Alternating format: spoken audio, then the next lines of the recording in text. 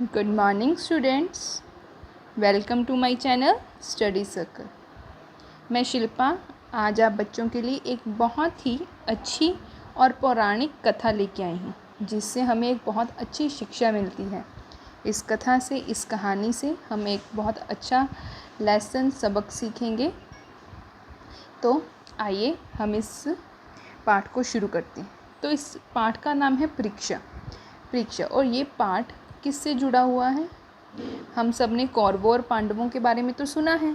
तो ये पाठ कौरवों और पांडवों के जीवन की एक छोटी सी कहानी से लिया गया है। इसमें उनके जीवन की एक छोटी सी कहानी के बारे में बताया गया है और वो कहानी जो है हमें बहुत अच्छी शिक्षा देती है, हमें सिखाती है कि हमें जो सीख हमें कोई देता है वो सीख तब पूरी होती है जब हम उसे अपनी ज़िंदगी में उतार लेते हैं, उसको अपनी ज़िंदगी में, अपने जीवन में उसको इस्तेमाल करते हैं। तो हाँ जी बच्चों, आओ हम सभी अपना पाठ शुरू करते हैं। पाठ 7 परीक्षा, पौराणिक कथा। प्राचीन काल में हस्तिनापुर नाम का एक राज्य था। वहाँ महाराज धृतराष्ट्र राज करते थे। धृतराष्ट्र के 100 पुत्र थे जो कौरव कहलाते थे। उनके सबसे बड़े पुत्र का नाम दुर्योधन था। हाँ जी, प्राचीन तो इसमें क्या हमने पढ़ा है, प्राचीन काल में बहुत पहले की बात है कि हस्तिनापुर नाम का एक राज्य होता था और उस राज्य के राजा कौन थे? धृतराष्ट्र। धृतराष्ट्र के 100 पुत्र थे जिनके बारे में हम सभी जानते हैं और वो 100 पुत्र को क्या बोलते थे? कौरव। तो कौरवों का सबसे बड़ा भाई कौन था? दुर्योधन। धृतराष्ट्र के छोटे भाई थे पांडु। पांडु के 5 पुत्र थे, युधिष्ठिर, भीम, अर्जुन, नकुल और सहदेव। युधिष्ठिर पांडवों और कौरवों में से सबसे बड़े थे। वे सभी भाइयों को बहुत प्यार करते थे। तो धृतराष्ट्र जो थे उनका एक छोटा भाई भी था जिसका नाम क्या था? पांडु। और पांडु के 5 पुत्र थे और उन 5 पुत्रों के क्या क्या नाम थे? युधिष्ठिर, भीम, अर्जुन, नकुल और सहदेव। जो युधिष्ठिर थे वो कौरवों और पांडवों दोनों में से सबसे बड़े थे और वे अपने सभी भाइयों को बहुत प्यार करते थे। सब राजकुमार एक साथ खेलते और गुरु द्रोणाचार्य से शिक्षा प्राप्त करते थे। गुरुजी समय समय पर राजकुमारों की परीक्षा लिया करते थे। एक दिन गुरु द्रोणाचार्य ने उन्हें एक पाठ में पढ़ाया, सदा सच बोलो, क्रोध मत करो। उन्होंने सभी राजकुमारों से अगले दिन पाठ याद करके आने के लिए कहा। तो क्या था? जो कौरव थे और पांडव थे वो सारे राजकुमार क्या करते थे? एक साथ खेलते थे, एक ही गुरु से शिक्षा लेते थे और उनके गुरु का क्या नाम था? द्रोणाचार्य। गुरुजी समय समय पर क्या करते थे? टाइम पे बीच बीच में राजकुमारों की परीक्षा लेते थे, उनका टेस्ट लेते थे। एक दिन गुरु द्रोणाचार्य ने उन्हें क्या पाठ पढ़ाया? उन्होंने उनको ये पाठ पढ़ाया कि हमेशा सच बोलो और क्रोध मत करो। और सभी राजकुमारों को कहा कि वो अगले दिन वो पाठ याद करके आएं। सभी राजकुमार पाठ याद करने लगे। उन्होंने पाठ का एक एक शब्द याद कर लिया। फिर क्या हुआ कि सभी राजकुमारों ने पाठ का एक एक वर्ड रट लिया, ठीक है, याद कर लिया। अब देखते हैं आगे क्या हुआ। अगले दिन गुरुजी ने एक एक राजकुमार को पास बुलाकर पाठ सुना। सभी राजकुमारों ने रटा रटाया पाठ गुरुजी को सुना दिया। केवल युधिष्ठिर ने ही आधा पाठ सुनाया और कहा, गुरुजी मुझे अभी पूरा पाठ याद नहीं हुआ है। युधिष्ठिर की बात सुनकर गुरुजी बोले, कोई बात नहीं, बाकी का पाठ कल सुना देना। तो अगले दिन क्या हुआ? गुरुजी ने सभी राजकुमारों को बुलाया अपने पास एक एक करके और उन सबसे पाठ सुना कि चलो जो पाठ मैंने तुम्हें कल पढ़ाया था वो मुझे सुनाओ। तो सभी राजकुमारों ने क्या किया? फटाफट से जो पाठ उन्होंने रटा था रट के उनको गुरुजी को सुना दिया। फिर एंड में क्या हुआ? टर्न आई किसकी? युधिष्ठिर की। युधिष्ठिर ने सिर्फ गुरुजी को आधा ही पाठ सुनाया उसने गुरुजी को कहा मुझे अभी आधा ही पाठ याद हुआ है, आधा नहीं हुआ याद। तो गुरुजी ने युधिष्ठिर को कहा कोई बात नहीं, बाकी का कल सुना देना। ठीक है, अब देखते हैं कि अब अगले दिन युधिष्ठिर क्या पाठ को याद करते हैं कि नहीं।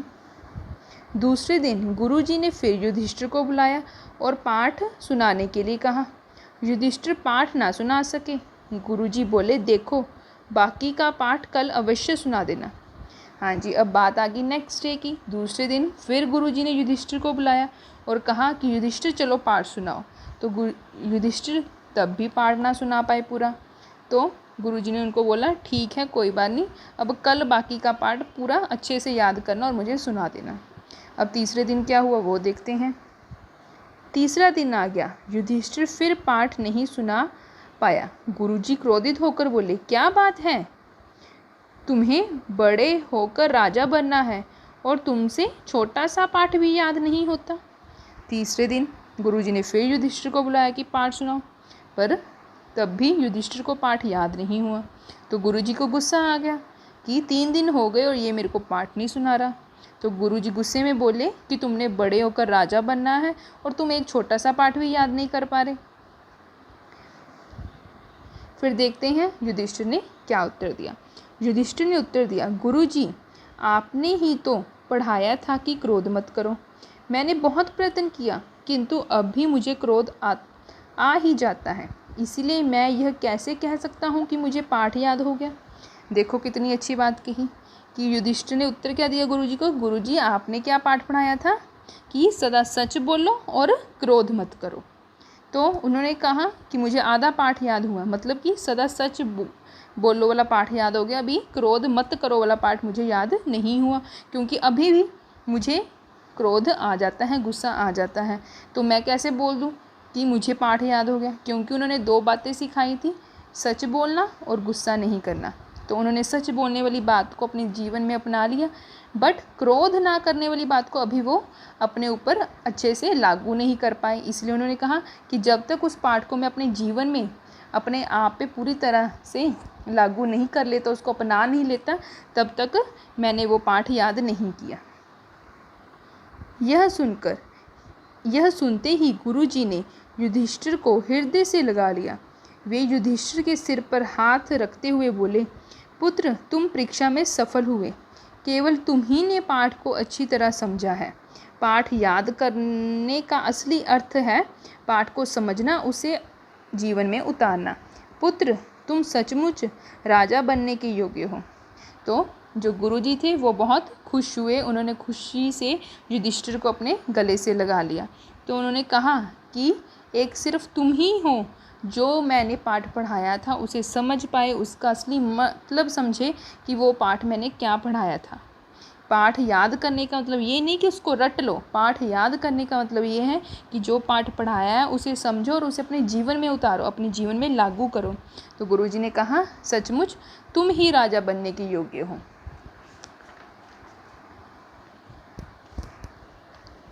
आगे चलकर युवा युधिष्ठिर हस्तिनापुर के राजा बने। वे किसी पर क्रोध नहीं करते थे और सदा सच बोलते थे, सभी उनका आदर करते थे। तो आगे जाके क्या हुआ, जब वो बड़े हो गए तो युधिष्ठिर ही हस्तिनापुर के राजा बने और उन्होंने अपने गुरुजी की बात को, अपने पाठ को जो पढ़ाया था कि सदा सच बोलना है और क्रोध नहीं करना, उन्होंने उसको अपने जीवन में उतार लिया, उसको अपनाया। और इन्हीं 2 बातों की वजह से सभी थे जो उनका आदर करते थे, उनकी रिस्पेक्ट करते थे। तो इस पाठ से हमें क्या संदेश मिलता है कि प्राप्त ज्ञान को व्यवहार में लाने पर ही शिक्षा पूरी होती है। कि जो शिक्षा आपकी पूरी कब होगी, ये नहीं कि पेपर दे लिए, पढ़ लिए, अच्छे मार्क्स आ गए तो आपकी शिक्षा पूरी होगी। शिक्षा हमारी कब पूरी होगी कि जो हमें ज्ञान दिया जाता है क्लास में, जो हमें नॉलेज दी जाती है, जो हमें कुछ अच्छी मॉरल वैल्यूज़ सिखाई जाती हैं, उनको हम अपने जीवन में, अपने व्यवहार में लाएं, उनको अपनाएं। सदा सच बोले, गुस्सा ना करें, झूठ ना बोलें, हैं किसी को दुखी ना करें। वो सब बातों को जब हम अपने अंदर, अपने जीवन में अपनाएंगे, तभी असली मायनों में हमारी शिक्षा पूरी होगी। तो उम्मीद करती हूँ आपको मेरा ये समझाया हुआ पाठ बहुत अच्छे से समझ आ गया होगा और आप लोग भी जो आपको शिक्षा कहीं से मिलती है, कोई आपको कुछ समझाता है, उसे अपने जीवन में उतारेंगे, उसका इस्तेमाल करेंगे और अपना जीवन अच्छा बनाएंगे और एक अच्छे बच्चे बनेंगे। ठीक है, बड़े होकर जो इन अच्छी बातों को अपने जीवन में उतारता है जो बच्चा, वही आगे जाके ज़िंदगी में सफल होता है। हाँ जी बच्चे, thank you, God bless you. और ये वीडियो ख़त्म करने से पहले आप सबसे मेरी रिक्वेस्ट है कि आप मेरे यूट्यूब चैनल को लाइक कीजिए, शेयर कीजिए, सब्सक्राइब कीजिए और अपने फ्रेंड और फैमिली के साथ भी इसको शेयर कीजिए। ये बहुत अच्छी कहानी है, आप सभी को सुनाइए ताकि सभी इस कहानी से कुछ शिक्षा सीखें और अपनी लाइफ में उसको अपनाएं। धन्यवाद। आप सबका दिन शुभ रहे। God bless you. Take care.